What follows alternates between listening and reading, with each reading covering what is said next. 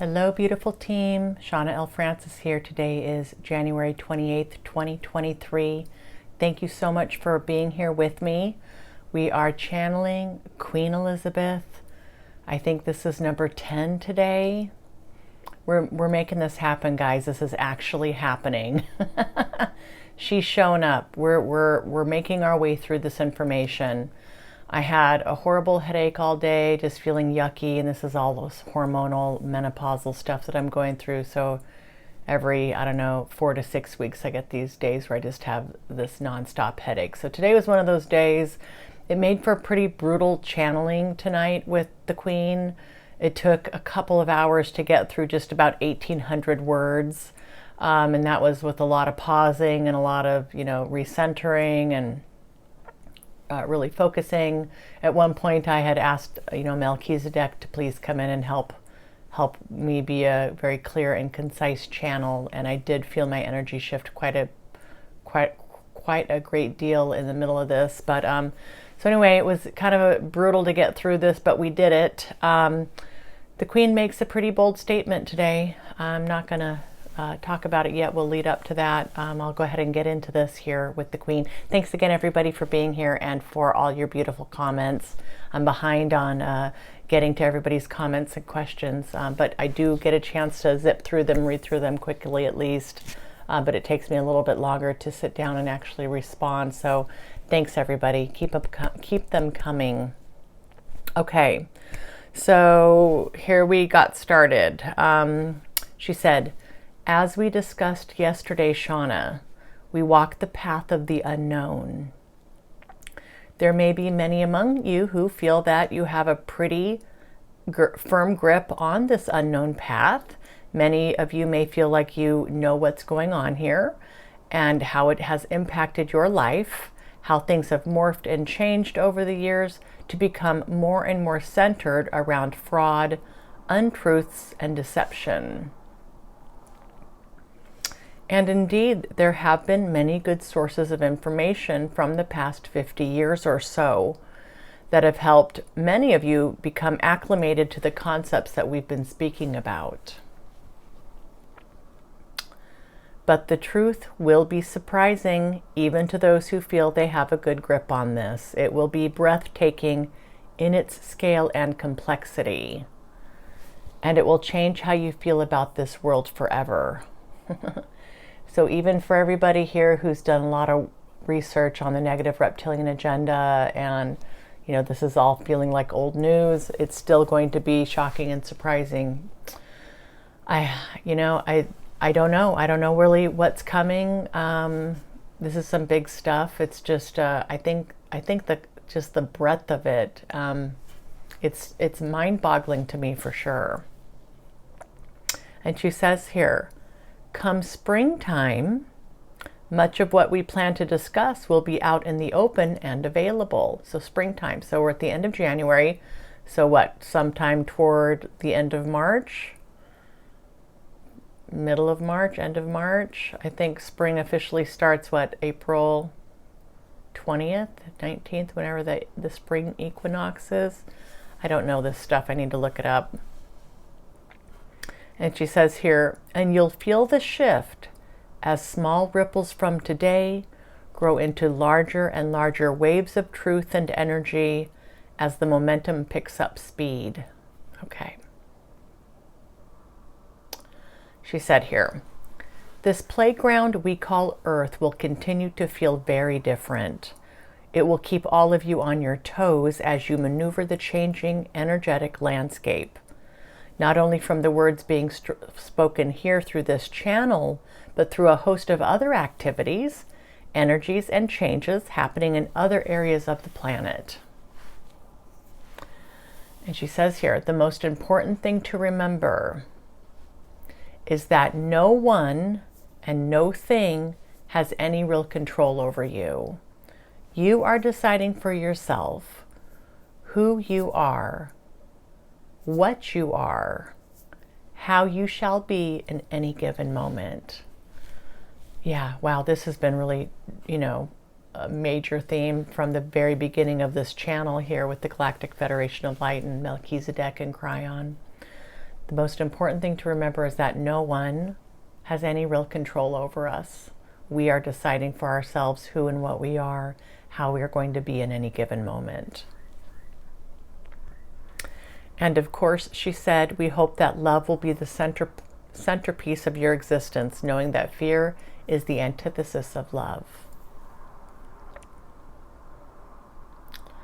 All right, so I started seeing a British flag waving and cheering crowds, and I just had this thought, what? This is how much I don't know about the Queen, the monarchy, the United Kingdom. I thought, what are all the, countries in the United Kingdom?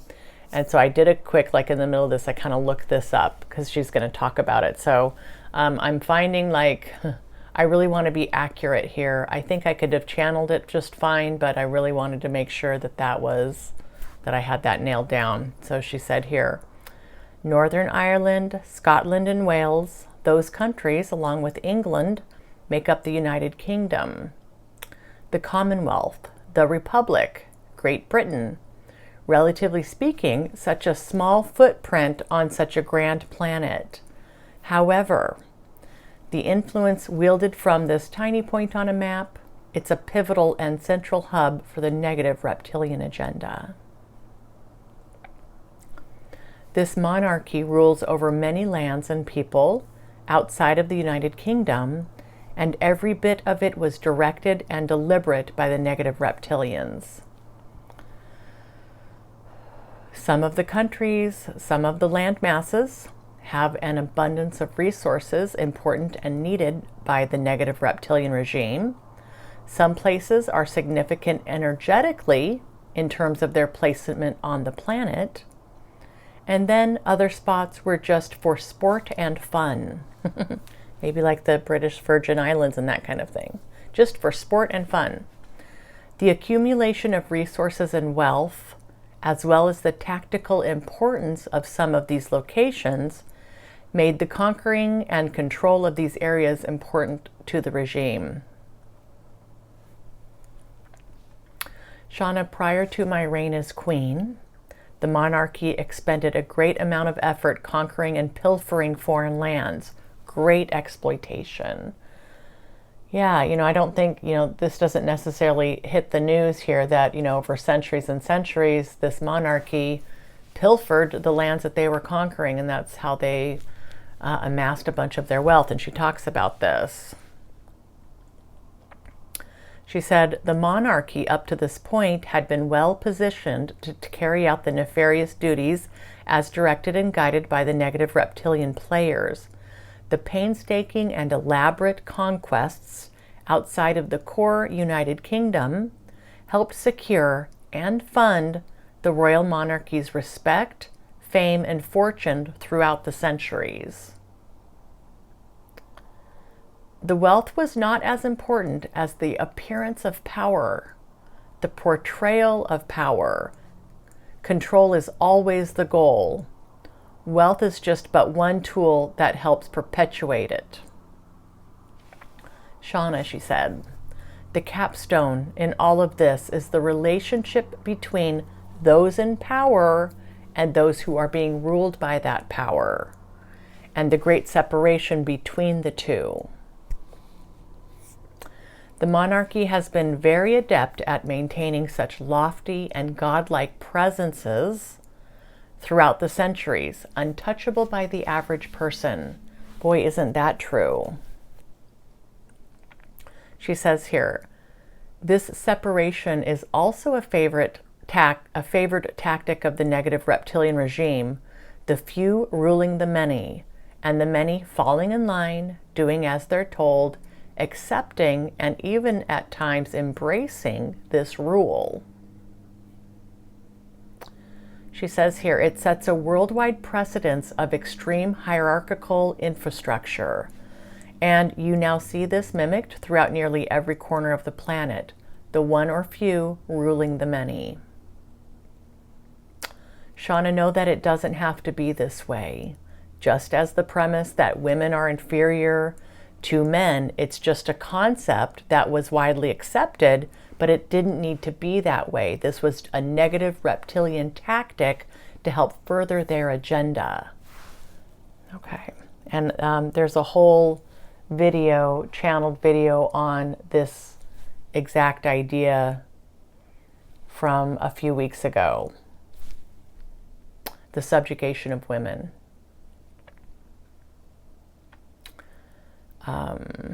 That was before Queen Elizabeth came into the picture.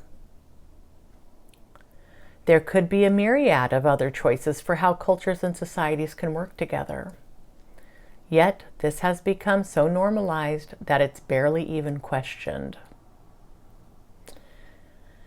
The days of the ruling monarchy in its current state are numbered, she said. A bold prediction here. I guess not really surprising. I figured this was kind of leading up to this. Like many of the ancient institutions that are now crumbling in the wake of this ascension process, this too will falter and crumble as the new energies here on the planet help raise the consciousness.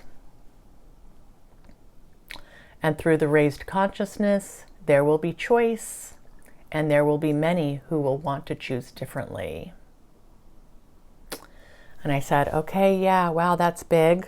I said, I was feeling this as well. Look at, the instability right now with the monarchy, the Queen's passing, King Charles coming onto the throne, everything that happened with Meghan and Harry continues to happen, everything with William and Harry, and then Charles and William and Harry. So I'm sure it's not the first time there's been internal, disagreements and rifts with the family, but it does seem pretty major right now.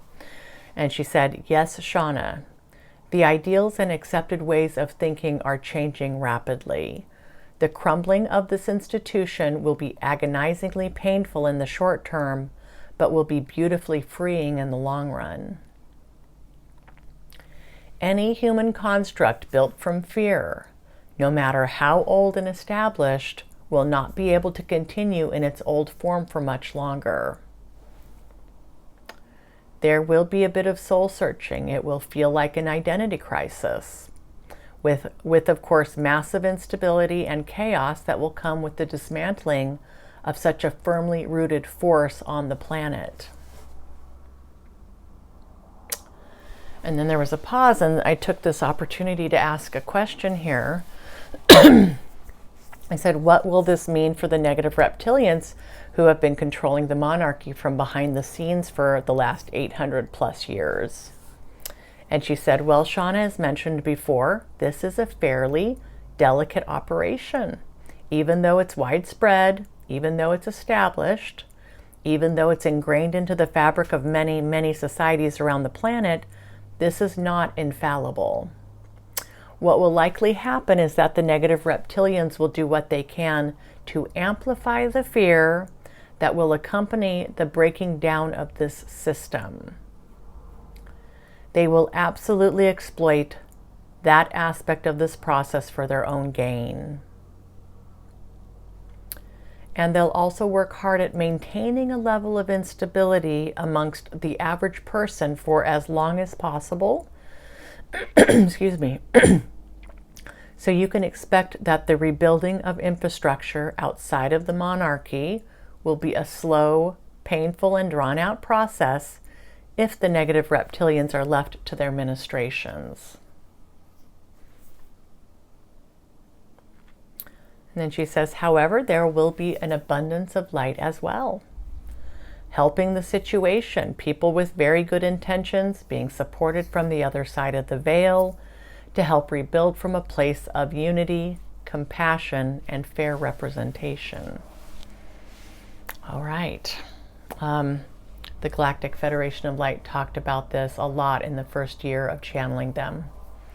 This whole idea that there's going to be many ways to rebuild, and there will be help from off-planet beings of higher dimensionality who have been around the block a few times. They will come to our aid, and they will help us rebuild from this brand new place that we've not been in before, from a place of love, compassion, fair representation, unity.